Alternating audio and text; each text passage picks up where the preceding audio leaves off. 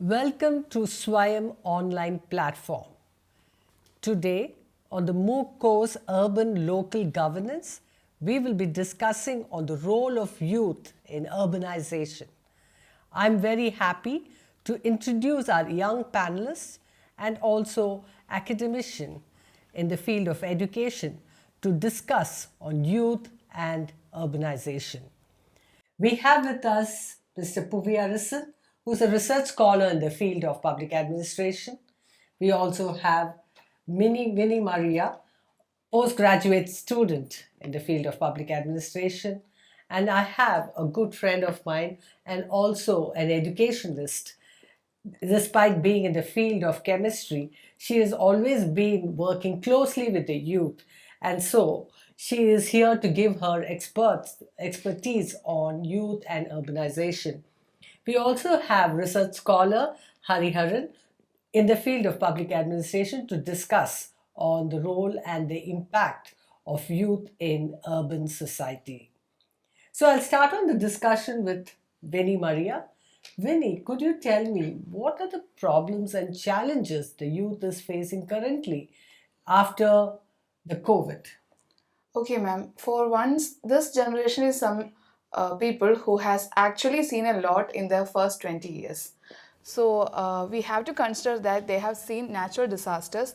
They have been through a pandemic that was unprecedented. They have been through an education system that they never thought they would be part of. So after everything, now we are asking them to be normal again.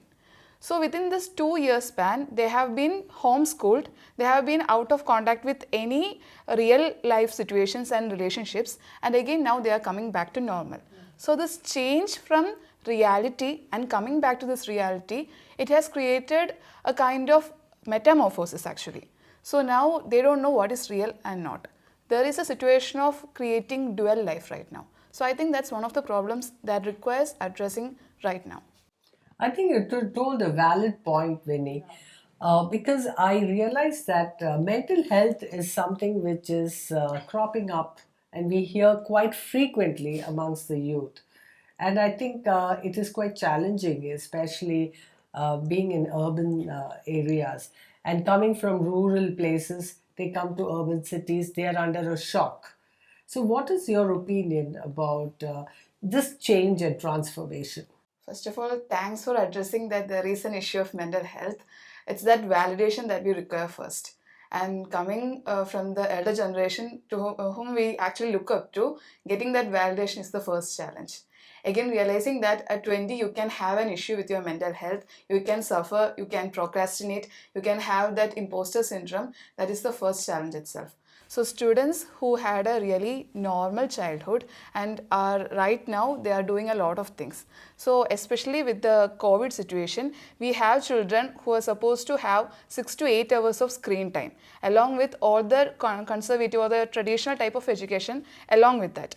So coming back now they are struggling with everything but they are still students. So the teachers and the institutions, they consider them as normal students, but their work pressure and their peer pressure is beyond control. So first we have to talk to them, create surveys and research. We have to find the research gap first and then understand what is the problem, what is the extent of challenge here, then work on it. You should hold on to that thought because I would like to come back to that point again. Before I would like to discuss the point with Hariharan because you said that you were doing a survey on gaming and youth. Well, what is your take on that? Answering to your question, this COVID has definitely taken a toll on youngsters, particularly due to the usage of technological gadgets. So the main reason being for the educational purposes. So students, especially teenagers who go to college and or schools, so they tend to use a lot of mobile phones. So during their study hours or after their study hours. So definitely it had impacted them because on an average a teenager or a schoolgoer uses 2 to 3 hours of gaming time per day. So it had definitely impacted his career or his growth towards education. So before 2020, Dr. Ansuman, if we see, we have told our own children not to use gadgets. Whenever they use a phone, we will be the first one to say no. But after 2020, the scenario changed 360 degree, and now it is no. We are asking them to use the gadgets, no, in the name of online classes. But So there has been a reverse, yeah, parenting, I would yeah. say. More than reverse parenting, the whole scenario changed. We didn't have any other way to. We wanted our kids to learn, and that was the only mechanism by that time. No, we don't want them to go off track, but definitely that has brought them off track. So I want to bring back that same point because Yes, we ma'am. were talking about mental health, and he spoke about gaming. Is gaming anything to do with the mental health you were Yeah, talking? both gaming as well as use of gadgets. So one thing that really exploded during the 2020 was we had access to everywhere, all places at once. So across the countries, we could see that what others were doing, and already there was this comparison going on. But with this system, with 2020, we were comparing our children with everyone across the world. So that put on more pressure. And one way, like he said, gaming was actually a runaway. That was an escape space, that was a safe space where they could be themselves. So later, when we are taking that away from them, it's taking away that one space where they could be themselves, have some peace. But parents not understanding that the 10-year kids or 20-year kids actually need space and time and like peace of mind, that was actually an issue. Okay. Do you mean to say that gaming is giving that space for them? Maybe it is giving me a completely different point of view. Yes, ma'am. Even though it's not an ideal case scenario, we had children stuck in homes for like almost 2 years. At that period, we couldn't have playgrounds, and even with playgrounds, the parents were skeptical. Even when the COVID scenario was not there, education came first, and education meant having competitive exams. And in a country like India, where quota system is considered, the IIT system is considered to be ideal, everyone wanted their children to be prepared for all these exams. So out of all this, the only thing that was there for them was the gaming space. So taking that away without any substitution, that will cause an issue. But before anything like that happen, we need a discussion with children and parents together. So at this point, I would like to bring in Pubi Arison to bring out the other issues of the younger generation. Okay. Actually, this discussion is about role of youth. I like to bring the one major issue in youth, that is drug abuse and alcoholism. In India, the major population are youth. Nearly 65% of percentage are youth. Also in the world, we have like major youths in this world. So now coming to this drug abuse and alcoholism, in India there is one data. In India, nearly 62.5 million people consumes alcohol, and second is 8.7 million people consumes cannabis and etc. Now we can see about what are the causes for this usage. Okay, we all know that the first major thing is peer pressure, like pressure from friends, pressure from their own gangs. So the kids between age 12 to 17, they first know about these drugs or first know about this alcohol is because of their friends only, and it all will start in just a one time or just one small peg, but it will leads to this addictive things. First one is peer pressure. Second one I would like to say is poor parenting monitor. Nowadays, maybe before COVID or after COVID, parents are so busy. Like mom and dad are going for office. They don't know what the kids are doing, who their friends, where the kids are going. They don't know anything about these kids. And they are like freedomly using this all kind of this drugs. Due to this urbanization, we can get drugs everywhere in our street. Like they are delivering it to home, like in kind of cannabis ice cream, cannabis chocolate. In Chennai, it's very famous now. There is one chocolate known as cannabis chocolate. It's cost only 1 rupee. If a kid is consumed that, he or she doesn't know what is happening for like. Isn't it illegal? It's illegal only. Doesn't know like 3 to 4 hours what is happening in a day. So 3 to 4 hours of a kid, it will be wasted. It will be blanked. So second one is this parenting thing.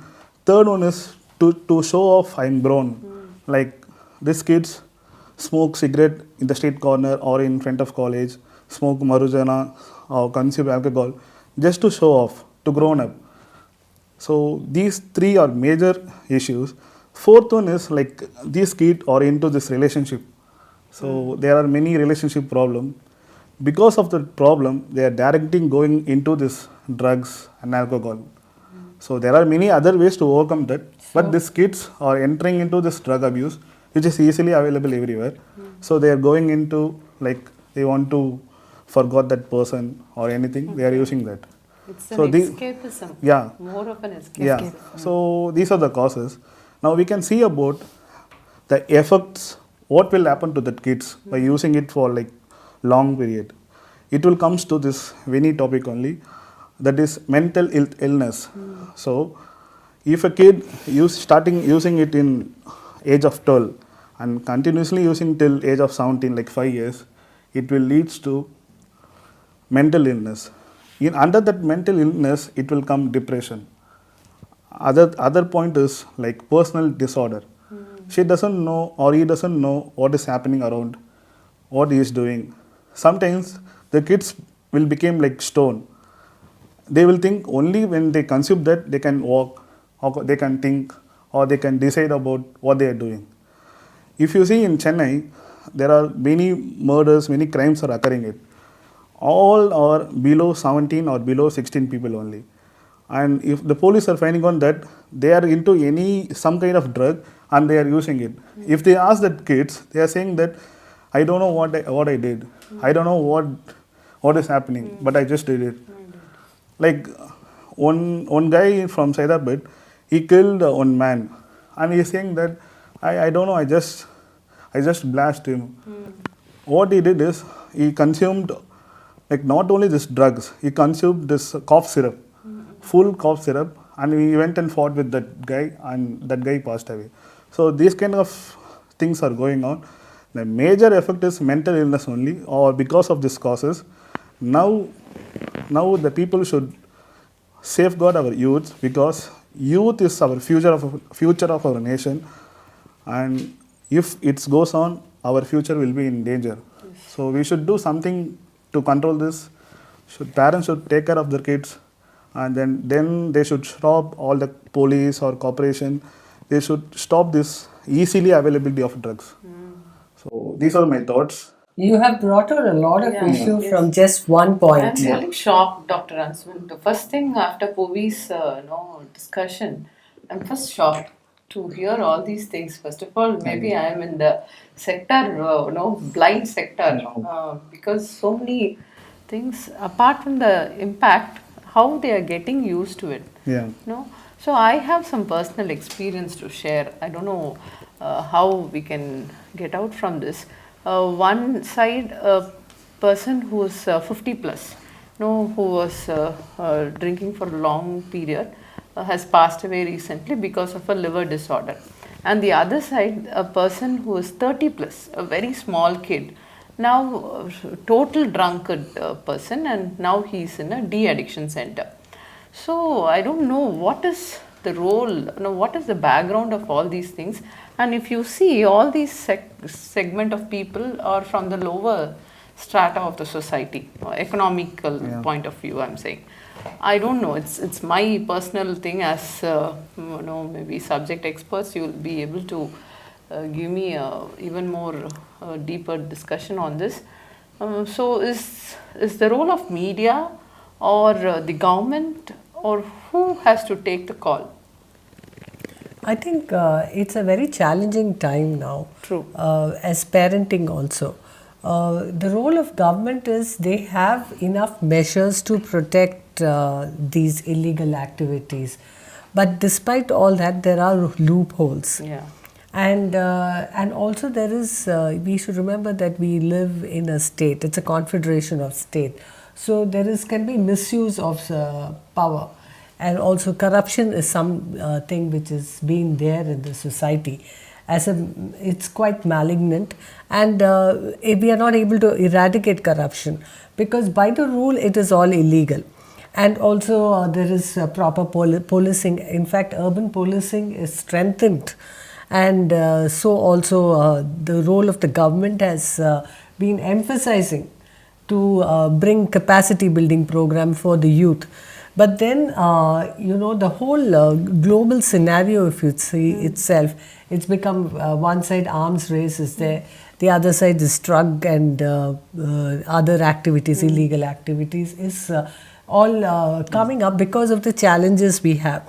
If you see India as a country, we have the advantage of having the younger population. And also it is a threat for other countries. So if you see, it's not just a local issue, it's a global issue and also a national issue, which cannot be tackled just like that because of the various conditioning system we are following. Although as a policy, it has been very constructive. But the implementation and the executive part is lacking. It's because of the corruption factor. So I would like to ask you, Hari, what is the difficulty the younger generation is facing? I would say, In terms of technology, you're asking me. in terms of anything like unemployment could be one reason. That's why they are moving into addiction. See, we have now gaming addiction. We brought out drug addiction. some kind of addiction is there in the society. Why is there a challenge among the youngsters? I would say the ability to cope up, ma'am, to the pressure. So, like, not everybody are Capable. equally, yes, ma'am, are capable of achieving a certain objective. Everybody has their has their own EQ levels, or their EQ levels is one major concern, and the ability to cope up, I would say, ma'am, because not everybody would have the same ability to face a challenge. So that comes with exposure and parenting and the classes, not or the training given to them at the very young age on to how to go about things or how to approach certain difficulties. So that would be a better starting step, ma'am. So, since there is competition, I would like you to answer, Vini. How do you face this competition? So actually, I would like to start with adding a point to both of you. I mean, you said about media and he said about coping up with the situation.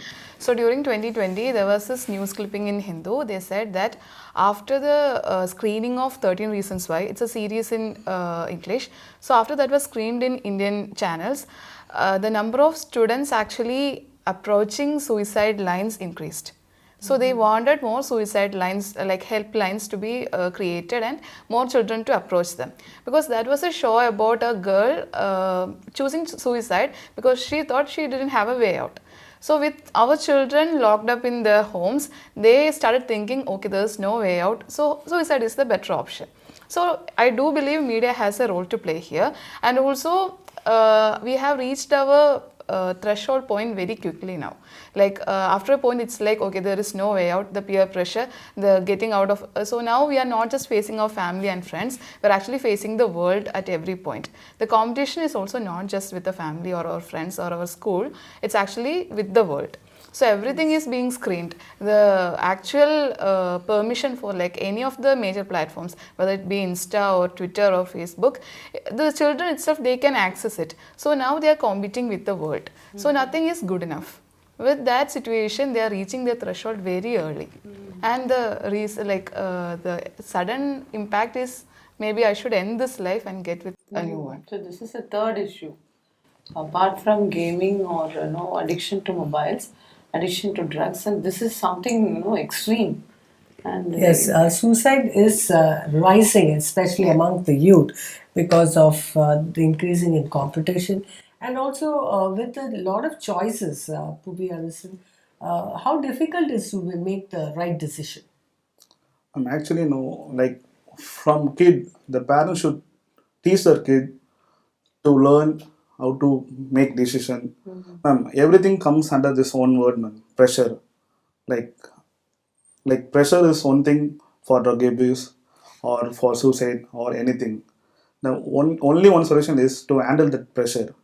See, for example, if a kid is in 9th standard, everybody in society will ask, study well, 10th is coming, 10th board is coming, then 12th, then college. Then after college, what, PG or job? Job. What salary? That guy is getting that salary. So each one of us in society is responsible for one suicide or on anyone. So we might ask one junior, what you are going to do? So I asked Vinny now, okay, PG is over, what you are going to do? So small thing will trigger them. For Like, me, I would like to interfere. yeah. You're taking this in a negative way, but I take that in a positive way. Okay. Like when somebody is asking you, why don't you take it in a positive way? Like, Yeah. why? What would I do next? What would I do next? How will I go forward? Oh, why is It depends upon the individuals, ma'am. Maybe certain people will think in positive way, but nowadays everything is in hurry. Like some people will get admission in MCC, some won't get. They will compare. See that guy got MCC. Every college is best college. Every college we can learn it. I would like to add one thing, ma'am. Like he said, we don't have a generation who knows how to take decisions. So from young age, we are told, be friends with this people. Don't be friends with this people. Study this. Don't study this. Don't go out for playing. Study more. So after a point, after college, you are asking us like, what are you going to study? So suddenly we are supposed to take decisions for ourselves. Like that's a really new thing for us, and we are supposed to be adults after a point. But at the same time, we can't take decisions on any other matter. So it's like a double life, ma'am. The society is asking us to lead a double life. that is life? And I think the parent in you is asking the question, Yeah, and yeah. that's why Yeah. it is very easy to understand that why not make the right decision, why not decide. But I understand that youth of this era is in a very challenging position. I would say we did not have much choices, and we did not set expectation. Either we were average or it could be above average, and then you decide what you have to do. You want to become a doctor, fine, you become a doctor. You want to become an artist. There was a lot of choices, but right now we have streamlined professionalism into few categories only. You cannot diverse into different categories. So basically that is the problem. And of course, parents feel the pressure because what they have not done, they want to dump it on the younger generation, and they cannot. And I think the major issue as a teacher also, I feel, which I think Jeba might also give her points, but a major issue is accepting failure. True. Failure is not a word which is in any household. It's only success. But we fail to realize that whenever we see a smiling photograph, that behind that smiling photograph, there would have been a lot of hardships, difficult times. And it is just that smiling photograph which they would post it in a Facebook. But the difficult times, no one posts it. So, and accepting failures is not part and parcel, which is causing a lot of issues like suicide, mental health. If it is a failure, and as the proverb goes, failure is a stepping stone to success. It is not taken rightly so. It is taken a failure for life. Immediately, the next step will be suicide.